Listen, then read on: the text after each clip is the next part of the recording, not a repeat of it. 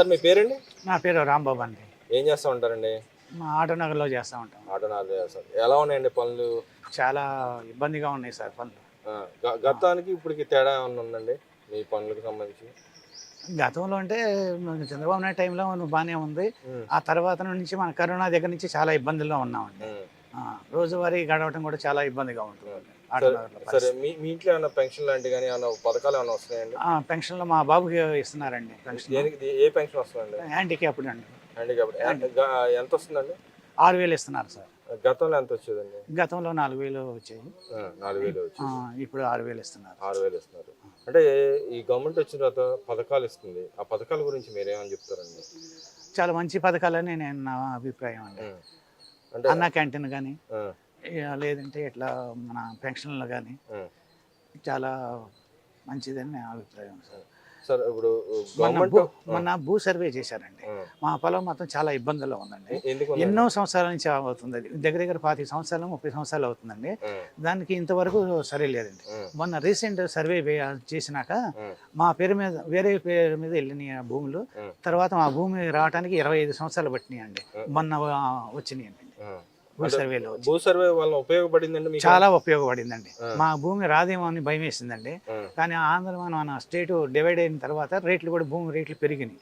ఆ పెరగటం వల్ల కబ్జాలు కొంత అయితేమని భయం వేసిందండి.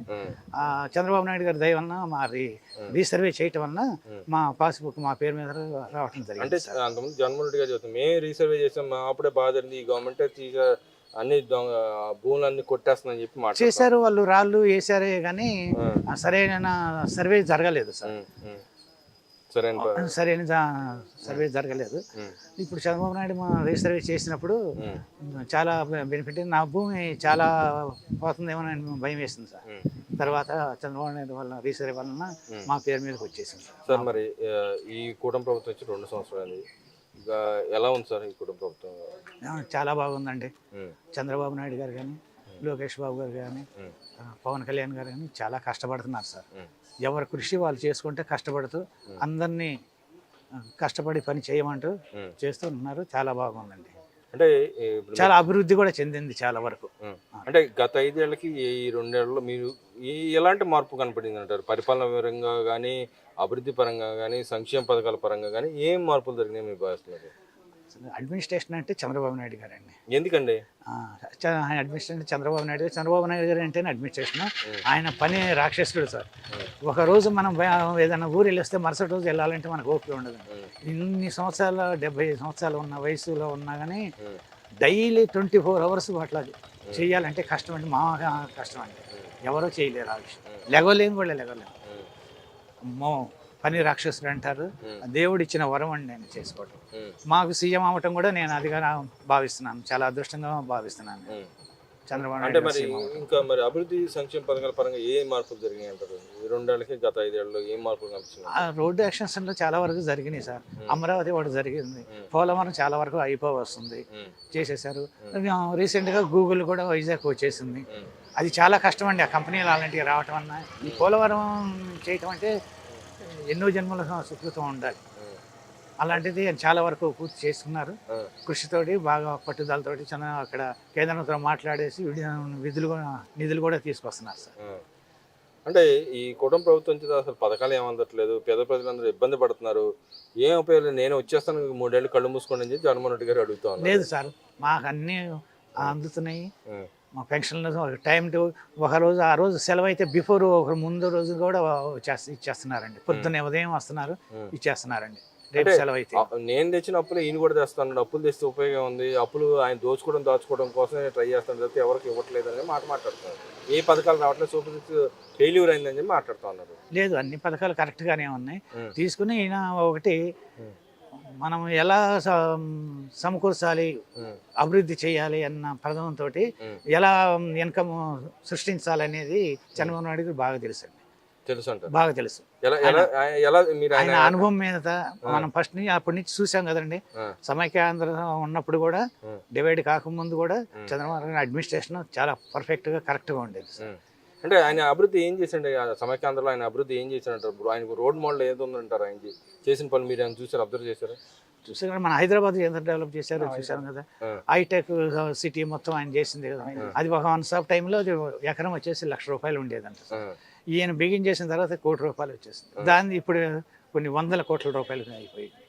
ఆయన అడుగు పెడితే ఎక్కడ పెట్టినా కానండి అది లక్షల్లో ఉన్నది కోట్లకు వెళ్ళిపోతుంది సార్. ఎలా వెళ్తుందండి ఆయన అలా అడ్మినిస్ట్రేషన్ అలా ఉండిద్ది సార్. అక్కడ సృష్టిస్తూ ఉంటారు, కంపెనీలు తెప్పిస్తూ ఉంటారు. ఇప్పుడు కంపెనీల ద్వారా ఇన్కమ్ గవర్నమెంట్కి వస్తుంది. ఆ గవర్నమెంట్ ఇన్కమ్ వచ్చిన దాన్ని ఇక్కడ సబ్సిడీలకి ఇలా ఇస్తూ ఉంటారండి.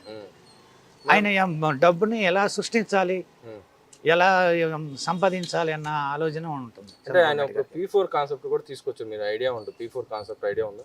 ఐడియా లేదు. P4 కాన్సెప్ట్ అంటే ఎవరైతే డబ్బులు ఉన్నారో వాళ్ళ దగ్గర నుంచి తీసుకొచ్చి మిగతా వాళ్ళకి ఎవరికైతే ఉన్నారో ఇచ్చి వాళ్ళ ద్వారా కంపెనీలు అలాంటి పెట్టించి P4 కాన్సెప్ట్. ఆ కాన్సెప్ట్ మంచిదేనంటారా? చాలా మంచిది కదండి, చాలా మంచిది. ఆ వచ్చిన కానీ చంద్రబాబు నాయుడు పిలుపు మేరకు చాలా మంది వచ్చి చేశారండి. అంటే అప్పుడు ఇంతకుముందు ఇప్పుడు ఎవరికి లేదండి అది. ఇప్పుడు చంద్రబాబు నాయుడు గారు చెప్పారు కాబట్టి చాలా మంది ముందుకు వచ్చేసారు. చాలా పేద ఫ్యామిలీని తీసుకొచ్చి దత్తత తీసుకొని వాళ్ళని అభివృద్ధి చేయాలని చెప్పేసి చేశారు. ఇప్పుడు ఒక రోజు ఏదన్నా ఉంటే కొంత ఇన్కమ్ ఇచ్చామంటే అంతవరకే సరిపోతుంది. అదే వాళ్ళకి ఏదైనా ఉపాధి చూపించినా కానీ, వ్యాపారం చూపించినా కానీ లైఫ్ లాంగ్ హ్యాపీగా ఉంటారు సార్. లైఫ్ లాంగ్ హ్యాపీగా ఉంటారు. అలాంటి పథకాలే రావాలంటారు. అలాంటి పథకాలు రావాలి. మళ్ళీ చంద్రబాబు నాయుడు గారు రావాలని కోరుకుంటారు. అంటే ఇక్కడ మనం చూసాం గూగుల్ లాంటి సంస్థ వచ్చింది. మీరే చెప్తున్నారు గూగుల్ లాంటి సంస్థ వచ్చింది అంటారు. అలాంటి సంస్థలు తీసుకొచ్చింది నేనే తీసుకొచ్చానని చెప్పి జగన్మోహన్ రెడ్డి గారు చెప్తున్నారు. లేదు మేము కష్టపడ్డామని చెప్పి ఈ గవర్నమెంట్ చెప్తారు. ఎవరు తీసుకొచ్చినా ఎవరి కోసం ఆ కంపెనీలు రావాలంటారు? అసలు అలాంటి కంపెనీలు ఎందుకు రావాలంటారు? కంపెనీ రావడం అంటే సామాన్య విషయం కాదు. అది చంద్రబాబు నాయుడు గారు ఎంతో కృషి ఉంది, పట్టుదల ఉంది. ఆ కేంద్రంతో మాట్లాడి మన వైజాగ్ తీసుకురావడానికి చాలా కష్టపడ్డారు. వచ్చింది దానివల్ల మామూలు విషయం కాదు అది. అంటే దానివల్ల పొల్యూటెడ్ అయిపోద్ది, వాటర్ తగ్గిపోతాయి, ఉపయోగం లేదు. ఏదో 4 షెడ్లు కడతారని చెప్పి వైసీపీ నాయకులు మొన్నడదామంటారు. ఇప్పుడు ఏమన్నా మేమే తీసుకొచ్చాం, మాకే క్రెడిట్ కావాలా, చంద్రబాబు నాయుడు క్రెడిట్ చోరీ పాల్పడుతున్నాడని చెప్పి మాట్లాడతారు. ఎలా చూడొచ్చు అంటారు? అది ఎవరు తీసుకొచ్చారు, ఎవరో ఏం పని చేశారు అనేది ప్రజలందరూ చూస్తూనే ఉన్నారు సార్. మన మాటలతో చెప్పవసరం. అంటే అది చేతలతోనే చూపిస్తా ఉంటారు. అంటే సోషల్ మీడియా ద్వారా ప్రచారం చేసుకుంటున్నారు తప్పితే ఏమీ లేదు, మేము తెచ్చిందే అని చెప్పి వాళ్ళు చెబుతున్నారు కదా. ప్రచారం ఏం కాదండి, మనం రియల్గా చూస్తున్నాం కదండి.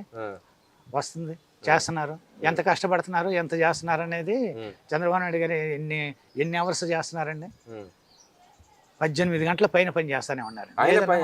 జగన్మోహన్ రెడ్డి గారు కూడా పని చేస్తారంట. ఆయన ఇప్పుడు విశ్రాంతి కోసం లండన్ పోయాడు. అంతకుముందు జనాలు బాగా తిరిగిపోయాడంట. 2 ఏళ్ళు అసలు ప్రజల పక్షాన పోరాడుతూ ఉన్నాడంట కదా. ఒక ఎమ్మెల్యే గారు వచ్చి కలిశారండి ఆయన గారిని. అంటే ఒక్కసారినా వాళ్ళకి టైం ఇచ్చారా? అపాయింట్మెంట్ ఒక్కరు కూడా ఎమ్మెల్యే గారు కూడా ఇవ్వలేదు.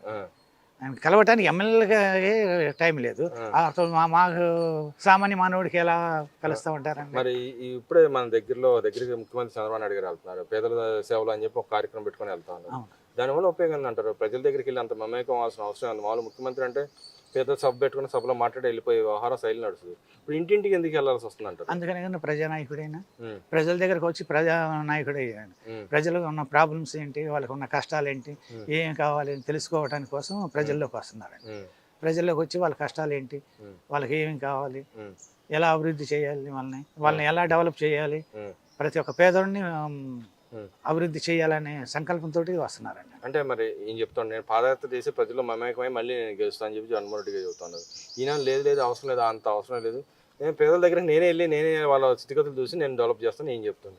ఏది మంచిది అంటారా? పాదయాత్ర చేస్తే వెళ్ళడం మంచిది అంటారా, లేకపోతే ప్రజల దగ్గరికి వెళ్ళి మమేకమై వాళ్ళతో మాట్లాడి వాళ్ళ ఇంట్లో సాధక బాధలు తెలుసుకోవడం మంచిది అంటారా? ప్రజల దగ్గరికి వెళ్ళి వాళ్ళ యొక్క బాధలను తెలుసుకోవటమే ముఖ్యం అండి. అంతేగాని ఇట్లా వచ్చేసి రోడ్డు షో అనుకుంటే ఊపుకుంటే చేయకుండా వెళ్ళిపోతే సరిపోతుంది సార్? లేదు కదా. ప్రతి ఒక్క ఇంటికి వెళ్ళి ప్రతి ఒక్క రైతుల దగ్గర నుంచి సామాన్య మానవులు పేదల వరకు మొత్తం కలుస్తూనే ఉన్నారు. అంటే మరి ఇప్పుడు ఆరోపిస్తున్నారు వైసీపీ నాయకులు, నిన్నగా మొన్న డీజిల్ పెట్రోల్ ధర దొరకట్లేదు కాబట్టి రైతులందరూ నష్టపోతారు, రైతులను పట్టించుకోవట్లేదు ఈ గవర్నమెంట్ అని చెబుతున్నారు. నిజంగానే అసలు రైతుల పక్షాన్ని కానీ డీజిల్ ఈ వ్యవహారంలో అసలు గవర్నమెంట్ అసలు పని చేయలేదా, పడుకున్నారంటారు? పని చేస్తుందంటారు? లేదు. చంద్రబాబు నాయుడు గారు కలెక్టర్ కానీ ఎస్పీ దగ్గర నుంచి అందరూ ఆఫీసర్లు చాలా కృషి చేశారండి. కృషి చేశారు కాబట్టి వెంటనే మనకి ఫ్రీ అయిపోయింది ఆయిల్. అలాంటిది ఏమీ లేదండి. అడ్మినిస్ట్రేషన్ బాగా చేస్తారు చంద్రబాబు నాయుడు గారు. అంటే ఇప్పుడు అంబటి రాంబాబు గారు మాట్లాడుతున్నారు, కూటమి ప్రభుత్వం కూలగొడతాను, కూలగొట్టి జగన్మోహన్ రెడ్డి గారిని అధికారంలో తెస్తా అంటాడు. అంటే ప్రభుత్వాన్ని కూలగొట్టే అవకాశం ఏమాత్రం ఉందంటారు? కళ్ళగా అనొచ్చు, కళ్ళగా అనొచ్చు. అది రియల్ కావద్దు, అది ఎన్నటికీ జరగదు. అది కూలగొడతాం అనేది జరగదు సార్, కళ మాత్రమే. ఆయన ఒక పెద్ద కాపు నాయకుడు కదండి. ఆ కాపు నాయకుడు మేము కూడా కాపులేము సార్, మేము కాపులు నాయకులు, కాపులేను. మీ కాపులు అందరూ ఏకమై మరి కూలగొడతారా లేకపోతే అది జరగదు సార్. ఎందుకని? మాకు అండగా ఉన్నారు పవన్ కళ్యాణ్ గారు. ఏ ఇబ్బంది వచ్చినా కానీ చంద్రబాబు నాయుడు గారు అండగా భోజనం తడతారు. అంటే ఆయన మోచేతి నీళ్ళు తాగుతున్నాడు కానీ ఏం పని చేయట్లేదు, పడుకుంటున్నాడు, ఎక్కడెక్కడ వెళ్ళి సినిమాలు చేసుకున్నాడు. మరి ఇప్పుడు ఈయన ఏం చేస్తున్నారండి? జగన్మోహన్ రెడ్డి నీళ్ళు మోసాలు నీళ్ళు తాగట్లేదా? ఈయన చేసేది అదే కదా. మరి పవన్ కళ్యాణ్ గారిని ఎట్లా అంటారు? అంటే ఆయన నిన్నగా మొన్న ఆపరేషన్ చేసిన దాన్ని కూడా విమర్శిస్తున్నారు కండి. ఆయన కొంత ఆరోగ్యపరంగా బాగోపోయినా కూడా ఆయన వచ్చి పని చేయట్లేదు, పడుకున్నాడు, ఎక్కడో పడుకున్నాడు, హైదరాబాద్లో పడుకుంటాడు, లేకపోతే ఇక్కడ పని చేయడు, ఇక్కడ ఏదో 2 రోజులు తిరుగుతాడు, 3 రోజులు వెళ్ళి పడుకుంటాడు అని చెప్పి విమర్శిస్తున్నారు. నిజంగానే ఆయనకి పేదల పక్షాన కానీ గిరిజనుల పక్షాన కానీ ఆయన ఏం పని చేయలేదు అంత మట్టుకు ఆయన వచ్చిన తర్వాత. ఎందుకు చేయలేదు సార్? అది మన్యం జిల్లాలో తెలుస్తుంది. ఎన్నడూ రోడ్డు లేకపోతే రోడ్లు వేయించేశారు, కరెంట్ లేకపోతే కరెంట్ వేయించారు. అక్కడికి వెళ్ళి ప్రతి ఒక్క ఇంటికి లైటు, ఫ్యాను మొత్తం సమకూర్చేశారు సార్. చెప్పులు లేని చెప్పులతో సహా మొత్తం తీసుకొచ్చి ఇచ్చారు. అలా నాయకుడు ఉన్నారండి. ఇప్పుడు ఆయన కష్టపడి సంపాదించింది, సినిమాలో సంపాదించింది మొత్తం తీసుకొచ్చేసి అప్పుడు రైతులకు ఇచ్చేశారు, రైతులకు సేవ చేశారు, పేదలకు లేని వాళ్ళకి అందరికి సేవ చేస్తున్నారు. అంత అవసరం ఏముంది? అందరూ రాజకీయాల్లోకి వచ్చి కోట్లు సంపాదించుకుంటూ ఉంటారు, కానీ పవన్ కళ్యాణ్ గారు అప్పులు పాలవుతున్నాడు రాజకీయాల్లోకి వచ్చేసి. ఈయనకు వచ్చే ఇన్కమ్ మొత్తం, ఆయనకు వచ్చే శాలరీని మొత్తాన్ని ఫిక్స్డ్ చేసేసారు కొంతమందికి, అనాథులకి చాలా వరకు. అందరూ దాచిపెట్టుకుంటారే కానీ ఈయన దాచుకునే మనస్తత్వం కాదండి. అది మొత్తం వచ్చింది మొత్తం ప్రజాసేవే. అంటే ఈ కూటమి ప్రభుత్వం కూటమిని అడ్డం పెట్టుకుని ఆయన కూడా డబ్బులు సంపాదించుకునే పనిలో పడ్డాడు, ఎక్కడ పని చేయట్లేదు, దాచుకోవడం పెయిడ్ ఆర్టిస్ట్ లాగా పని చేస్తా ఉన్నాడు, చంద్రబాబు నాయుడు ఏది చెప్తే అదే చేస్తా ఉన్నాడని వైసీపీ వాళ్ళు పదే విమర్శిస్తా ఉన్నారు. చాలా తప్పు సార్ అది అసలు లేదు. ఆయన మా మెంటాలిటీ ప్రజాసేవ చేయటమే కానీ దోసుకునేటం అనేది రూపాయి అనేది లేదు ఆయన దగ్గర.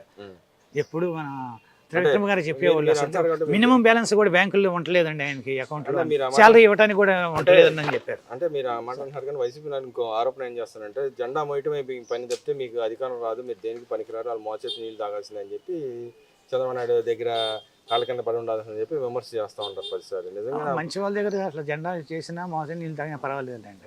మరి వాళ్ళు చేసేందరూ వాళ్ళు మోసేది నీళ్ళు తాగట్లేదా, వాళ్ళు జెండాలు పట్టుకొని తిరగట్లేదా సార్? ఓవరాల్గా ఈ కూటమి ప్రభుత్వం గతానికి ఇప్పటికి తేడా ఏం కనిపించింది? పథకాల్లో ఇట్లా వేరియేషన్ ఏం కనిపించింది? సంపద నిజంగానే సృష్టిస్తున్నారు లేదా? ఈ ఓవరాల్గా ఒక మాటలో చెప్పాలంటే ఏం చెబుతారు వరుసనే ఈ పాయింట్ వైజ్గా? మళ్ళీ వీళ్ళు కూటమి గవర్నమెంట్ రావాలి అనుకుంటున్నాం సార్. చంద్రబాబు నాయుడు గారు సీఎంగా ఉండాలి అనుకుంటున్నాం.